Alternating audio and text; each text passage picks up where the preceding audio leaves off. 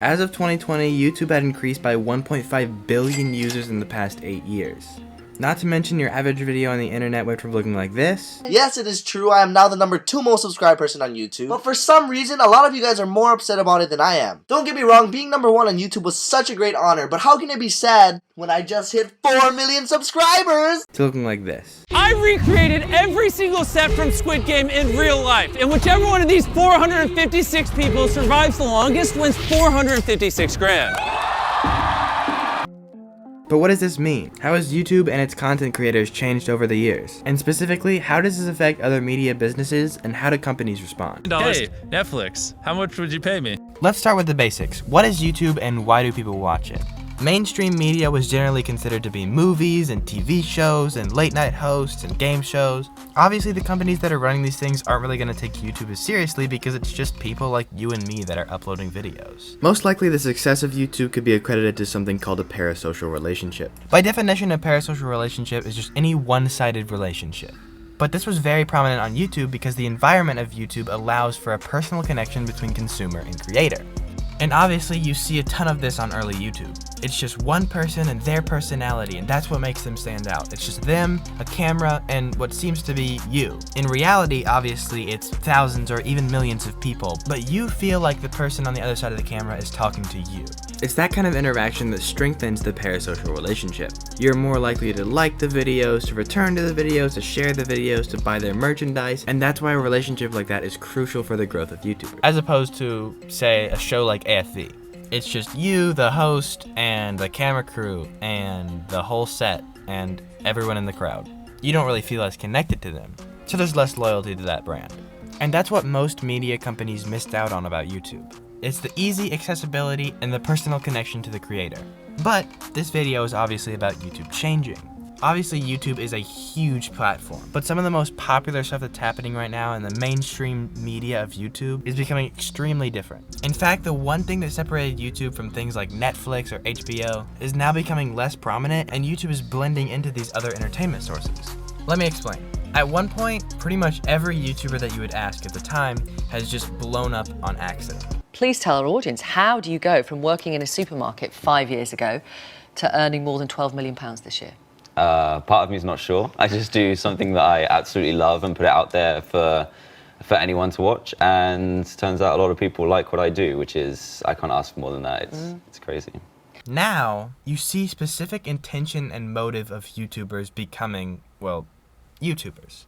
At the start of last year, Dream was pretty much an unknown Minecraft YouTuber. In fact, in the month of January, he wasn't even making videos, and his subscriber growth was -1. Flash forward a year and a half and Dream has become one of the fastest growing YouTube channels in history. In the last 30 days, he's grown by 2.7 million subscribers. Content creators that really want to stand out are having to find something extremely unique about themselves or their content.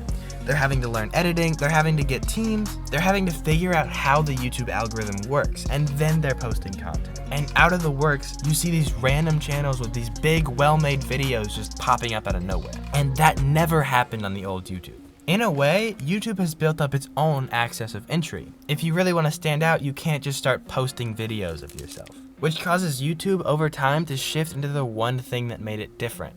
If you wanted to be a news reporter or a late night host, there's hundreds of steps that you have to go through. And that's generally for people that are already pretty well known. Whether they're an actor or they have their own TV show, it's not a business for anyone. Which is what YouTube has shifted into over time. A business that's really not for anyone. Looking back at the comparison you saw at the beginning, you can tell that content has just gotten better. Now with an access of entry, you're really only seeing the people that know exactly what they're doing. There's less of a connection to just the content creator now. Now YouTubers have their own teams and editors, professional camera angles, and even sets. So now, for the businesses that once laughed at an idea like YouTube as competition, But it's a modern day movie studio, but you're actually, even at spending $200,000 for what you're making for the type of distribution you're getting, it's actually way less than What they're TV is spending. Yeah.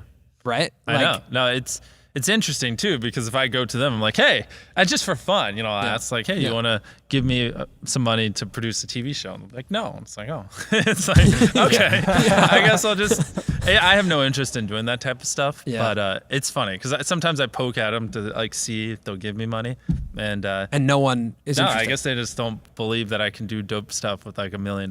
How do they respond to these entertainment sources being merged? Well, this video brought up a really good point. Advertisers are constantly looking for the most influential people.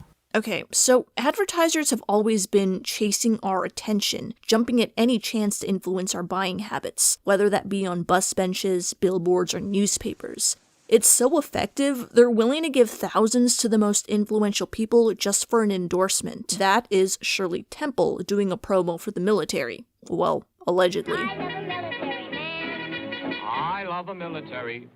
Although ads can be annoying, they allow us to enjoy countless things free of charge. With the success of early influencer marketing in traditional media, ad spend continued to pour in for big productions. But there was an emergence of a form of entertainment advertisers did not expect with the growth of the internet. Content made by me and you. For whatever reason, the millennial youth were captivated by less produced videos made by regular people with access to an internet connection and a point-and-shoot camera.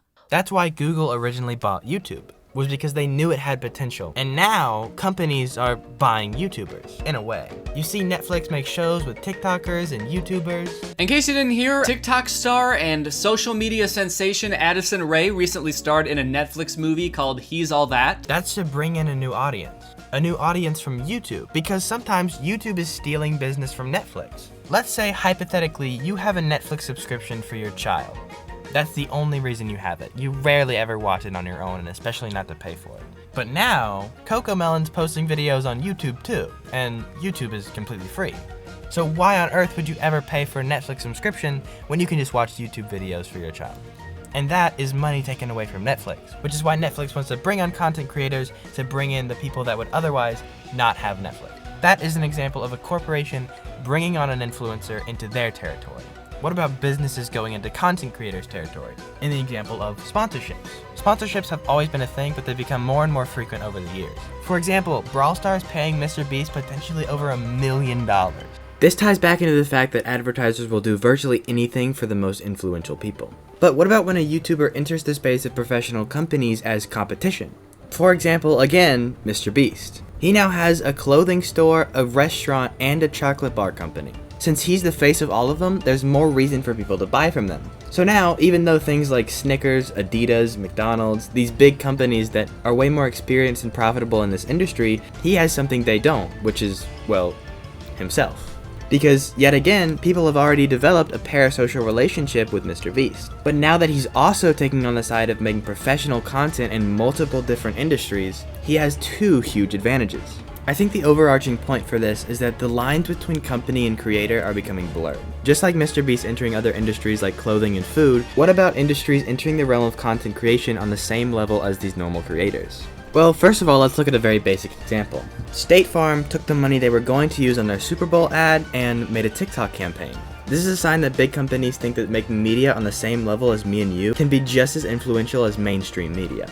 Also, companies have taken another page out of YouTubers' books by personifying their brands. By turning their company into one person and making it relatable, you feel connected to them as a brand. One of the frontrunners of this was Wendy's. The official Wendy's Twitter account would just roast other restaurants and random people. I can personally attest to the fact that it works. I find it funny and I have a more positive view of the brand now. It's working, and it's the same thing I've felt with YouTubers. You want to buy their products because, oh, they're cool and I know them. It's not just a connection you feel to the product, it's also the producer.